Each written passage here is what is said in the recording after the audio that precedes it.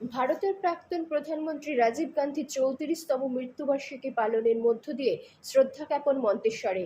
আজ ২১শে মে ২০২৪ মঙ্গলবার ভারতবর্ষের প্রাক্তন প্রধানমন্ত্রী ও কংগ্রেস সভাপতি এবং ভারতরত্ন প্রয়াত রাজীব গান্ধীর ৩৪তম প্রয়াণ দিবস।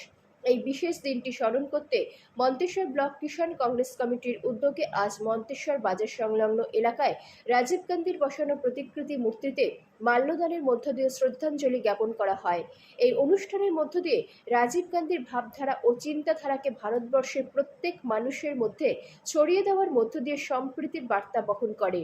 এই শ্রদ্ধাঞ্জলি জ্ঞাপন অনুষ্ঠানে উপস্থিত হয়ে রাজীব গান্ধী প্রতিকৃতিতে মাল্যদান করে শ্রদ্ধা জ্ঞাপন করেন বর্ধমান জেলার কিষাণ কংগ্রেস সমিতির তথা রাজ্য কংগ্রেস কমিটির সদস্য জ্যোতির্ময় মণ্ডল ও কংগ্রেস কর্মীবৃন্দ। বর্ধমান জেলার কিষাণ কংগ্রেসের সভাপতি তথা রাজ্য কংগ্রেস কমিটির সদস্য জ্যোতির্ময় মণ্ডল আমাদের কি জানালেন দেখুন। আচ্ছা, আজকে কি অনুষ্ঠান পালন করছেন? আজকে ভারতবর্ষের প্রাক্তন প্রধানমন্ত্রী ভারতরত্ন রাজীব গান্ধীর ৩৪তম মৃত্যুবার্ষিকী পালন করা হচ্ছে।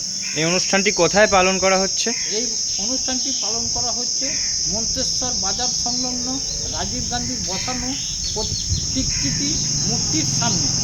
এই অনুষ্ঠান কিভাবে পালন করা হলো? এই অনুষ্ঠানটি পালন করা হচ্ছে রাজীব গান্ধীর প্রতিকৃতিতে মাল্যদান, স্মৃতিচারণের মাধ্যমে তার শ্রদ্ধা জ্ঞাপনের মধ্য দিয়ে এই অনুষ্ঠানটি পালন করা হচ্ছে।